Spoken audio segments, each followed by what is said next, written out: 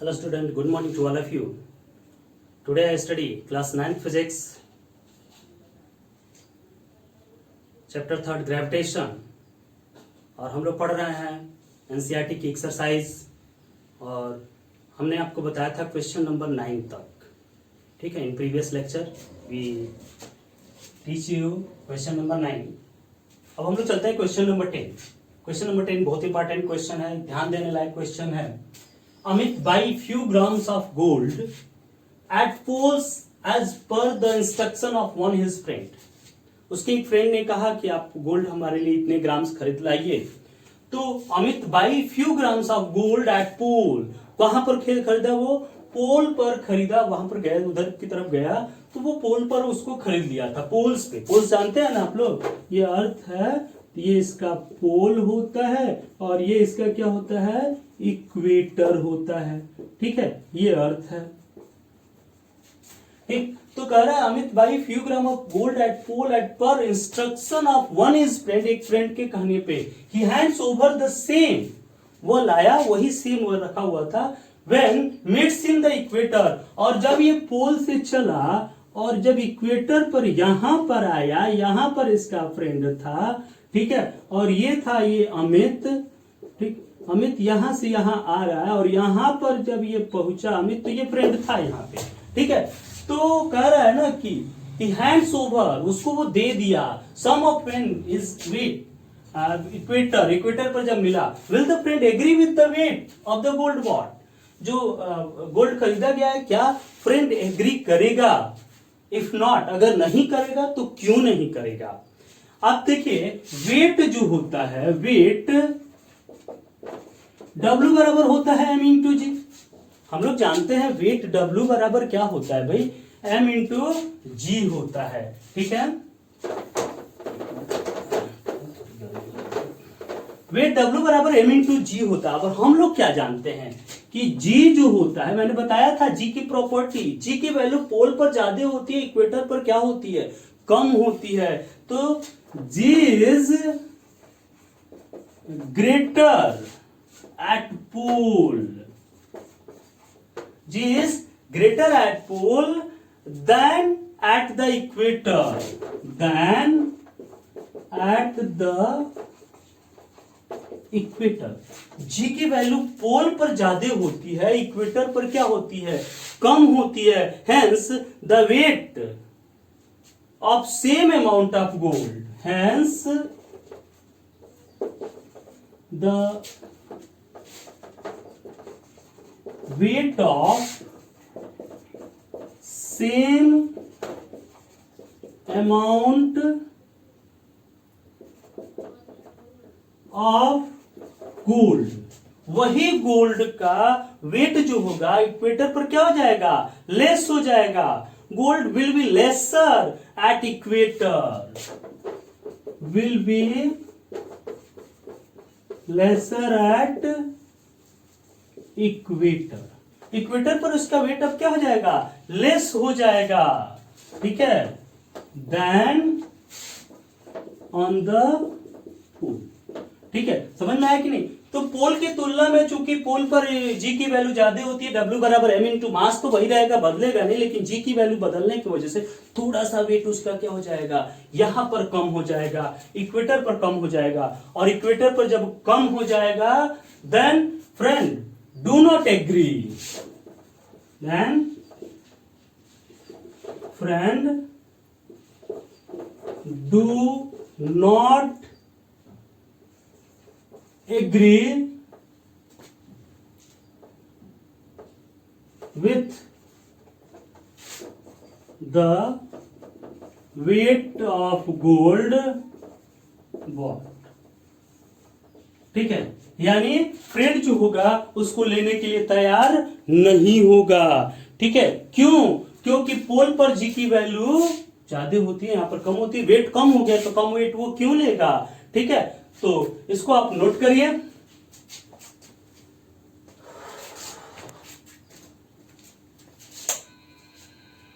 हो गया, मिटा दें.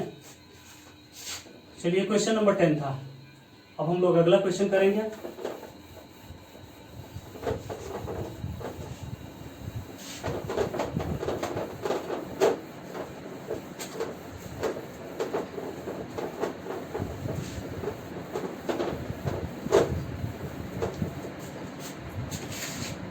लिख लेते हैं पर। चलिए देखते हैं नेक्स्ट क्वेश्चन। नेक्स्ट क्वेश्चन क्या कर रहा है, why will is sheet of paper fall slower than one that is crumpled into a ball. ठीक है, कह रहा है कि कोई शीट ऑफ पेपर, ये शीट ऑफ पेपर हम लोग ले लेते हैं, ये शीट ऑफ पेपर हो गया, इसी पेपर को हम लोगों ने क्या कर दिया, मोड़ दिया। ठीक है, अब क्या है देखिए यहाँ पे इसी पेपर को हमने मोड़ दिया, इतना छोटा सा बॉल बना लिया, और ये पेपर इतना बड़ा था, जब बड़ा था तो इसकी सरफेस एरिया जो थी ए थी। ठीक है, और इसकी सरफेस एरिया अब हो गई ए डैश, ये ए जो होगा ए डैश से क्या होगा, बहुत बड़ा होगा। ठीक है, यानी ग्रेटर सरफेस एरिया ऑफर कर रहा है। जब ग्रेटर सरफेस एरिया ऑफर करेगा, जैसे ये गिर रहा है यहाँ पे, ग्रेटर सरफेस एरिया ऑफर करेगा तो रेजिस्टेंस क्या होगा, ग्रेटर होगा, बायंसी क्या मिलेगी उसको, ग्रेटर मिलेगी buoyancy.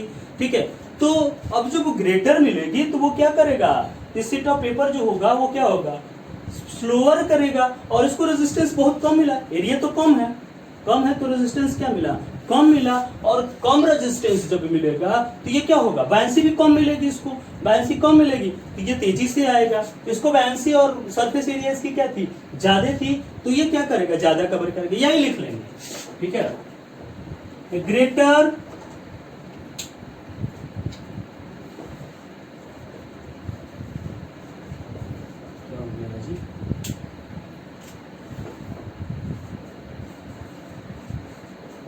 Greater surface area, a greater surface area offer, ठीक है, a greater surface area offer greater resistance,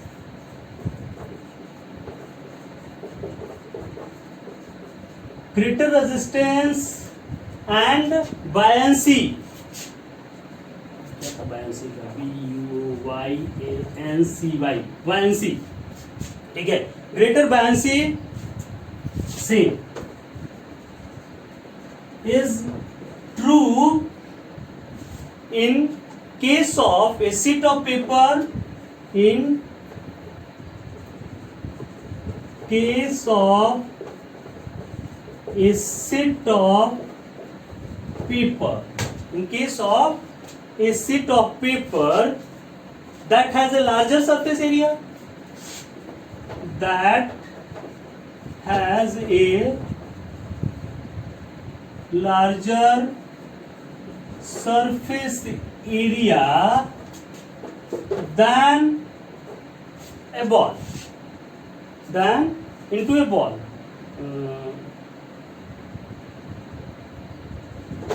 as compared into a ball।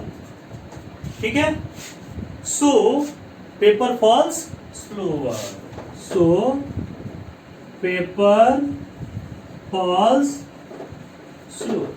ठीक है, इसलिए पेपर जो होगा क्या करेगा, स्लोअर फॉल करेगा।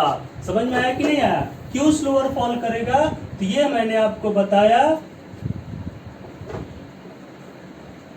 ये हुआ और ये बॉल हुआ। ठीक है, तो इस प्रकार से थोड़ा सा इंक डाल लेते हैं फिर करते हैं। चलिए अगला क्वेश्चन देखिए, क्वेश्चन नंबर 12 क्या कह रहा है, क्वेश्चन नंबर 12 कह रहा है gravitational force on the surface of moon, gravitational force on the surface of moon is only 1/6 as strong, केवल 1/6 है, as strong as gravitational force on the earth. Earth पर ग्रेविटेशनल फोर्स का क्या है, ये 1/6 है।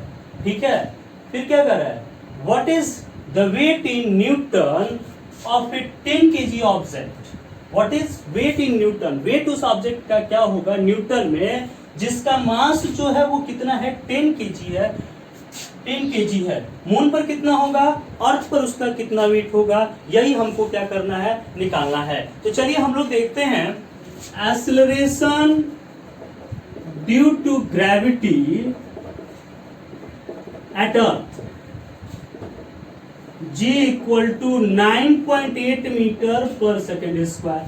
ठीक है, अर्थ की acceleration due to gravity earth पर कितनी होती है, 9.8 मीटर पर सेकेंड स्क्वायर होती है। अब क्या हो जाएगा, acceleration due to gravity at moon equal to कितना होता है भाई, G/6। अभी क्या है ना 1/6 होता है, तो कितना हो जाएगा G/6 यानी कितना 9.8/6। चलिए डिवाइड करिए, 6 पंजा 6, 1 हुआ, ये 3 हुआ 8, 18। ठीक है, पॉइंट लगा दिए तो 18 हो गया। 6 3 6 1 6 38 हो गया ना, सॉरी 3 और 8 38 हो गया। 6 6 36, 6 6 36, 2 हुआ, फिर 0 बढ़ेगा, 6 3 18। चलिए 1.63 छोड़ देते हैं, 2 पॉइंट बहुत है। 1.63 मीटर पर सेकेंड स्क्वायर। अब क्या हो जाएगा, मास कितना है, mass of body equal to 10 kg। तो क्या हो जाएगा, वेट, मास बॉडी का कितना है दिया हुआ है, मास ये तो बदलता नहीं है कभी। मास ऑफ ऑब्जेक्ट, ऑब्जेक्ट लिखते हैं बॉडी नहीं लिखे हैं, लो ऑब्जेक्ट एक ही बात है। Mass of object 10 kg। Weight, weight of object at surface of moon equal to m into G equal to क्या हो जाएगा, ये जी डैश मान लो, जी डैश, तो 10 इंटू 1.63 16.3 न्यूटन। कितना गया, wait of object at the surface of moon, moon के surface पर वेट कितना हो गया 16.3। अब कहां पर निकालेंगे, अब कहां पर कर रहा है, ऑन द अर्थ, तो क्या weight of object on the surface of earth, earth के सरफेस पर इसका वेट W इक्वल टू कितना m इंटू जी। m कितना है 10, g की वैल्यू कितनी है भाई 9.8 मीटर पर सेकेंड स्क्वायर। 9.8 कितना हो गया 98 न्यूटन। तो इस पर 98 हो गया। तो ये चीज ध्यान देने की चीजें हैं कि कह रहा था gravitational force on the moon is only 1/6 होता है। सो अर्थ पर इतना हुआ, तो वेट उसका निकालना था, तो हम लोग क्या किए G/6 सबसे पहले G की वैल्यू निकाल लेंगे, कहां पे मून पे, फिर मून पर वेट निकाल लेंगे, अर्थ पर वेट निकाल लेंगे। बहुत आसान क्वेश्चंस है, तो इस प्रकार से क्वेश्चंस करेंगे, फिर आगे क्वेश्चंस हम बताएंगे।